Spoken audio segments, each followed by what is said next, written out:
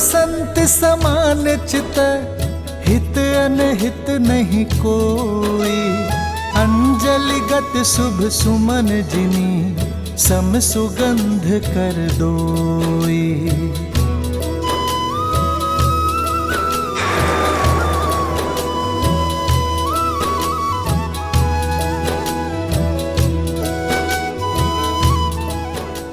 রাম রাম।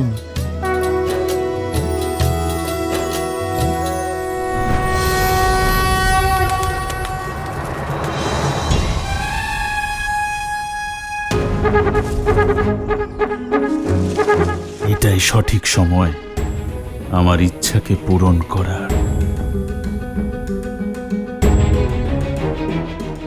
একবার এই সুন্দরীকে স্পর্শ করতে পারলেই আমার ইচ্ছাও পূরণ হয়ে যাবে, আর কেউ জানতেও পারবে না।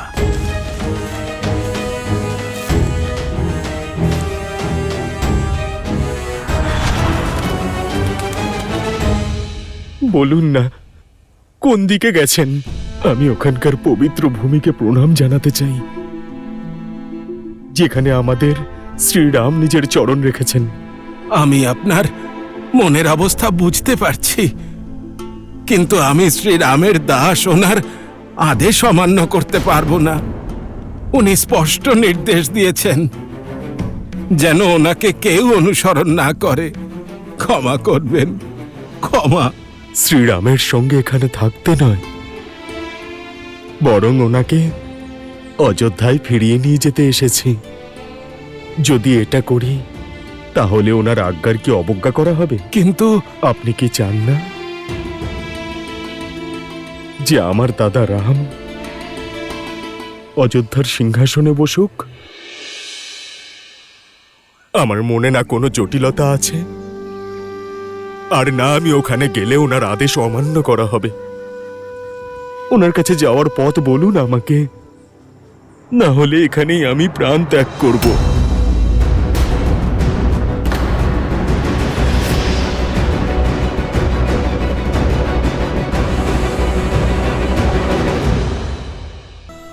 আমি ওনাকে আটকানোর অনেক চেষ্টা করেছি, কিন্তু শ্রীরাম প্রতিশ্রুতি পালনে এতই দৃঢ় যে আমাদের গ্রামে যেতেও উনি রাজি হননি।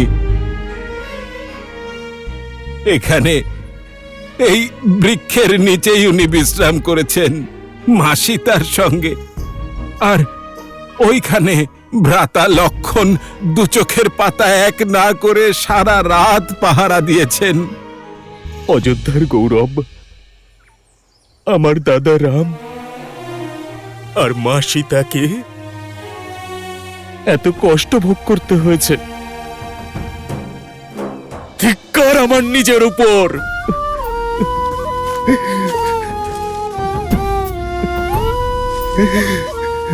নিশ্চয়ই নিশ্চয়ই আমার রাম ভক্তিতে কোনো খামতি ছিল, তাই আমার দাদার প্রতি হওয়া অন্যায়ের আভাস আমি পাইনি।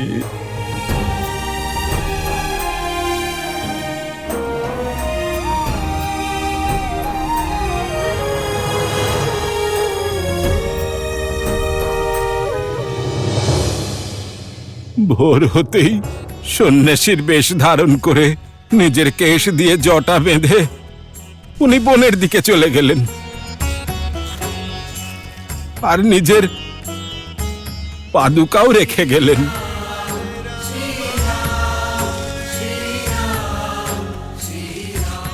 বললেন যে একজন বনবাসীর এই পাদুকার আর প্রয়োজন নেই।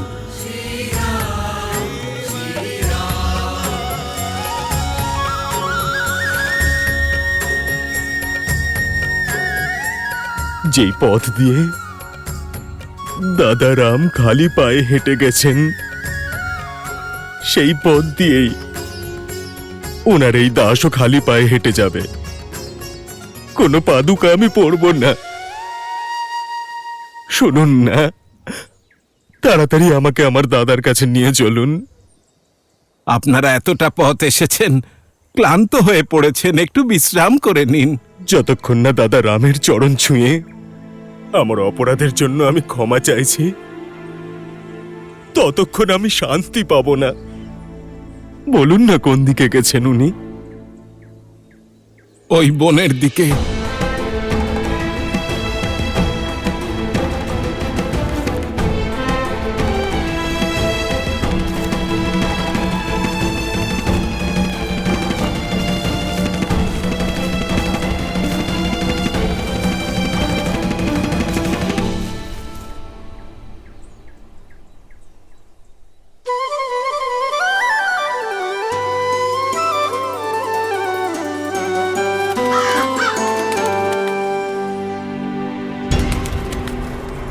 কাকভূষণ্ডী মহাশয়,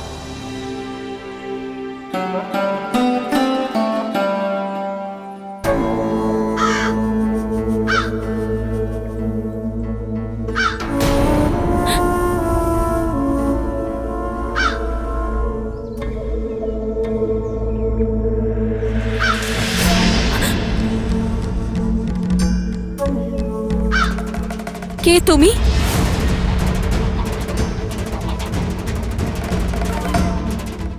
এই মুহূর্তে স্বরূপে প্রকট হও, না হলে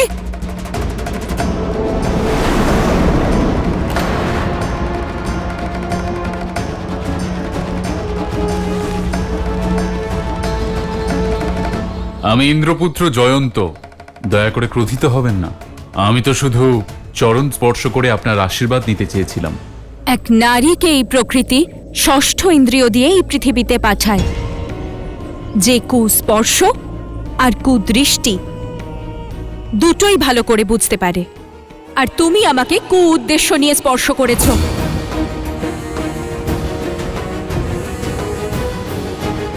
আমার দৃষ্টি আর আমার ভাবনা নিয়ে প্রশ্ন করার কি অধিকার আছে আপনার? মর্যাদা লঙ্ঘন করো না জয়ন্ত। কেন? উনি রূপবতী বলে কি যা খুশি তাই অভিযোগ করবেন? বনবাসী হয়ে এত সাহস? ইন্দ্রপুত্র জয়ন্তকে হুমকি দিচ্ছ? ঠিক আছে, স্পর্শ করেছি আমি তোমাকে কুমনোভাব নিয়ে। কি করবে? নাকি কি করতে পারবে তোমার এই বনবাসী স্বামী?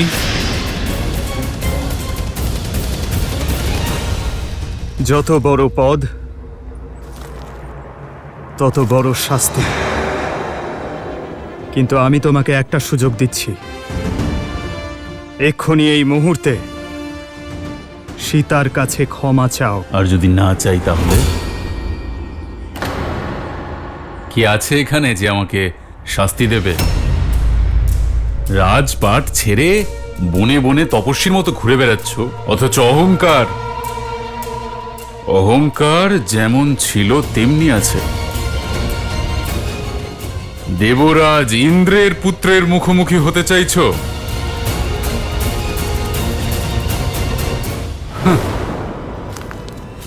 দাঁড়াও জয়ন্ত।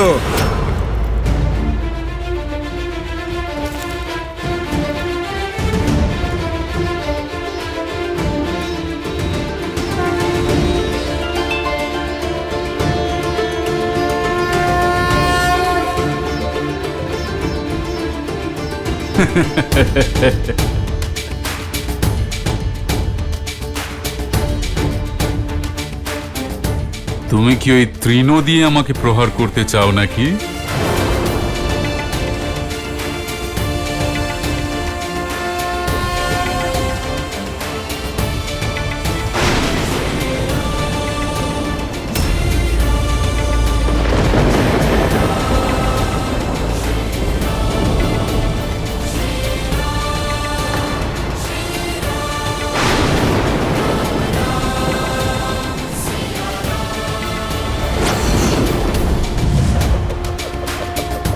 ব্রহ্মাস্ত্র!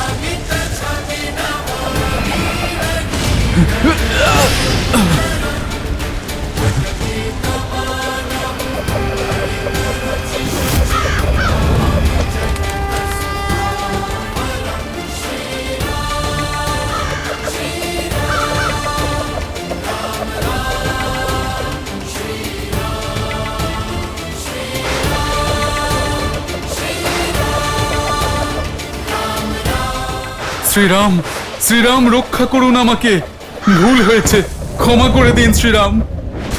রক্ষা করুন প্রভু, রক্ষা করুন আমাকে। কামের দ্বারা আমি বুদ্ধিভ্রষ্ট হয়ে পড়েছিলাম, দয়া করে আমাকে রক্ষা করুন। আমি আর এ অন্যায় কখনো করব না। আমি পরস্ত্রীকে মায়ের সম্মান দেব। আমায় প্রাণ ভিক্ষা দিন।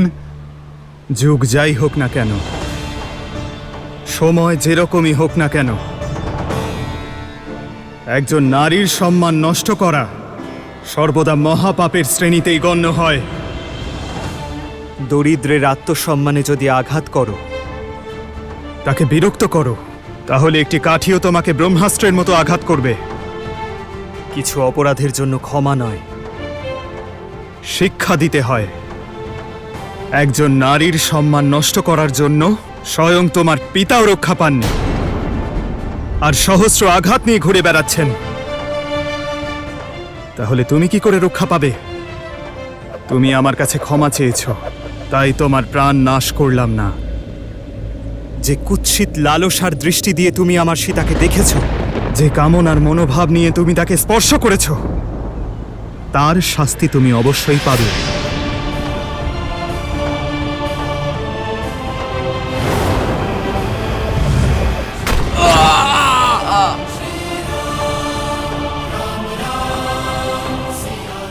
আমাকে জীবন দান দেওয়ার জন্য ধন্যবাদ শ্রীরাম।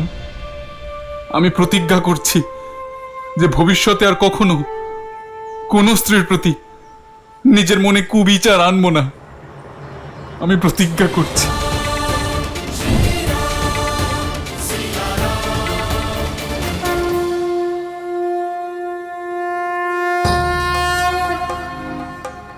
পথ দেখান মহর্ষি। ভরত, তুমি কেন রামের কর্তব্যের পথে বাধা সৃষ্টি করছো? রাম তো এই সংসারের, তাকে অযোধ্যার মধ্যে সীমাবদ্ধ করতে চাইছো কেন? এসব আপনি কি বলছেন মহর্ষি? ওনার আনন্দময় জীবনে তো আমি ওনার জন্য কাটা হয়ে গেছি। যদি আমার ভালোবাসা পবিত্র হয়, যদি আমার ভিতরে আপনি সত্য দেখতে পান,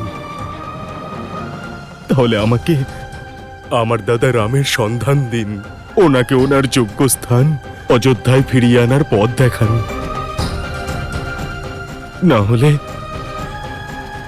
আমার জীবন নিরর্থক হয়ে যাবে। পথ দেখান। অদ্ভুত তোমার এই সমর্পণ, তোমার ভালোবাসা, যাকে এই সংসার যুগ যুগান্তর স্মরণে রাখবে।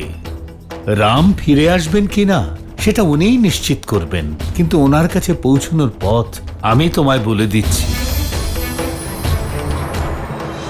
আপনি আর আপনি, আপনারা দুজন দুটো দল নিয়ে আলাদা আলাদা দিক থেকে চিত্রকূটের দিকে এগিয়ে যান, আর আমি প্রজা আর পরিবারকে নিয়ে এগিয়ে যাচ্ছি। দেখুন এই নির্জন বনে কোথায় বসন্ত এসেছে। দাদাকে ওখানেই খুঁজে পাবেন।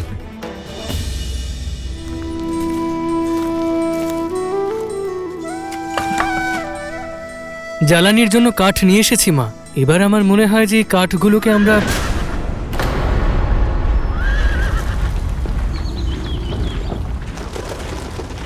নিশ্চয়ই কোনো সংকট নিকটে রয়েছে। আপনারা চিন্তা করবেন না, আমি এক্ষুনি দেখে আসছি।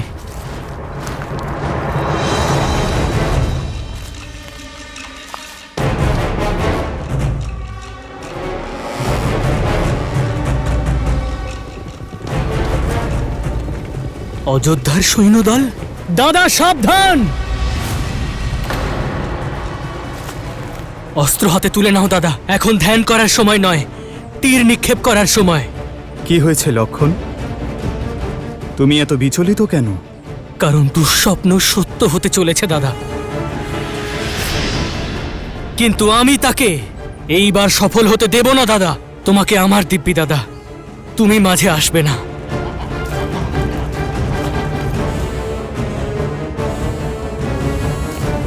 কি হয়েছে লক্ষণ? কে এসেছে? সেই দাদা, তোমার প্রিয় ভরত। কি? আমার ভরত এসেছে?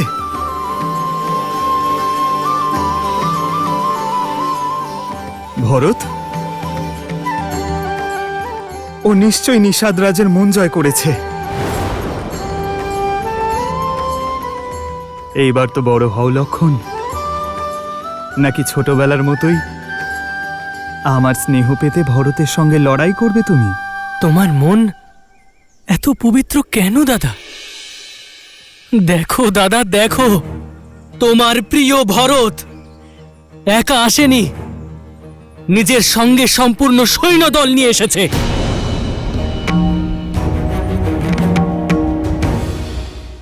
সংসারে এমন কিছুই নেই যা আমার ভরতের মনকে মলিন করবে। মা কৈকেয়ীর জন্যও তো তোমার ধারণা একই ছিল দাদা।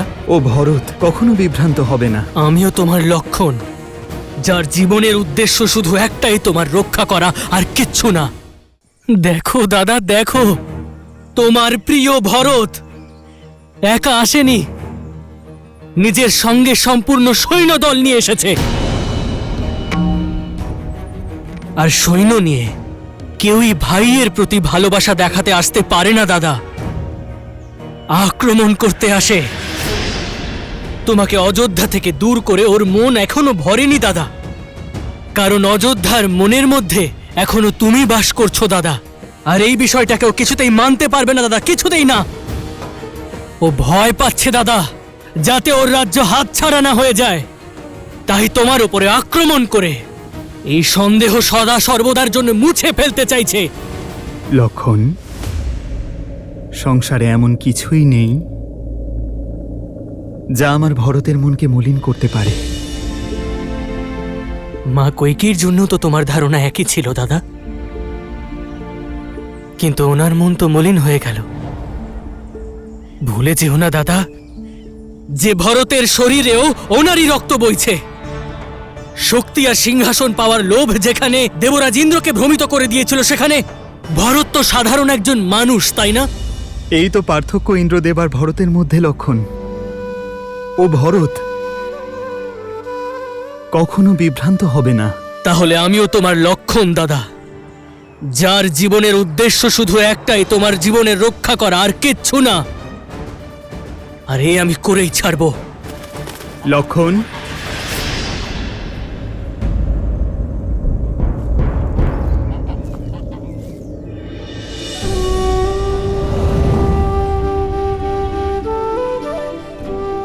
তোমার সামর্থ্যের ওপর আমার বিন্দুমাত্র সন্দেহ নেই, কিন্তু আবেগের বশে উচিত অনুচিত বিচার না করে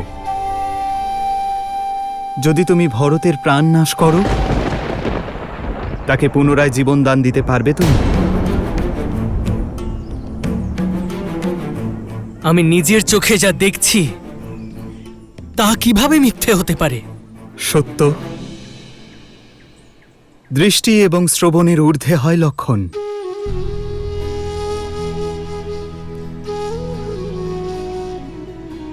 ভরতকে না পারলেও আমাকে বিশ্বাস করো,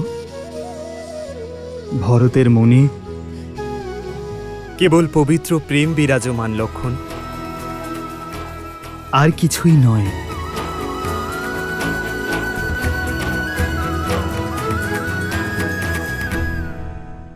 ভরত যদি এখানে শত্রু হয়ে আসে, তাহলে তোমার সুরক্ষার জন্য আমি ওর ওপরে অস্ত্র চালনা করতে একবারের জন্য ভাববো না দাদা। লক্ষণ, দাদা! ভরত, দাদা!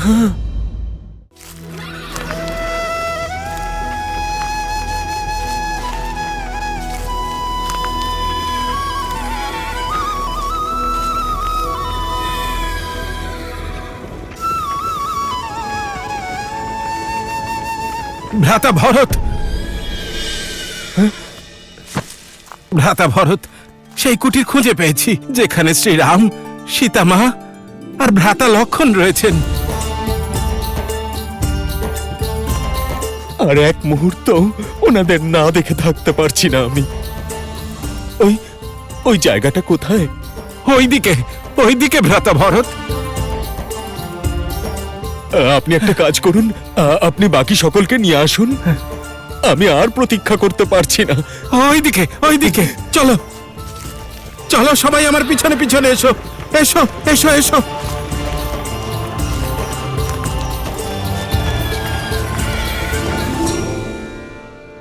এসো লক্ষণ।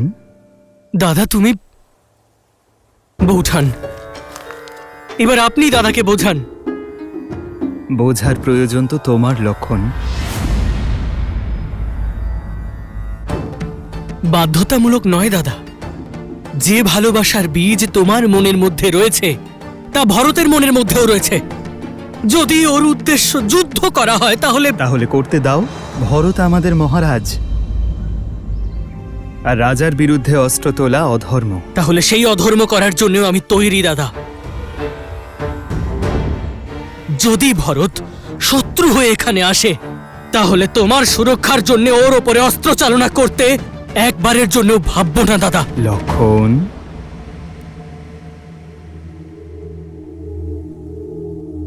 দাদা,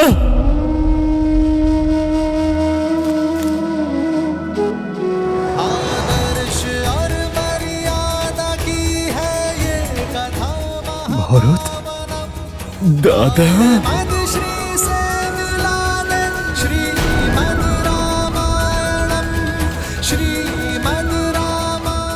আমার ভরত।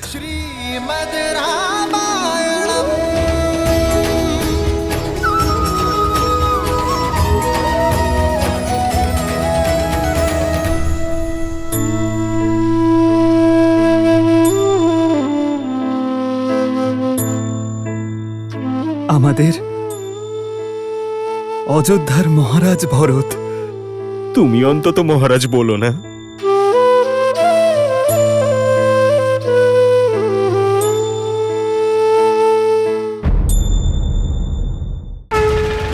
लाल देह लाली लस अरुधरि लाल लगूर वज्र देह दानव दलन।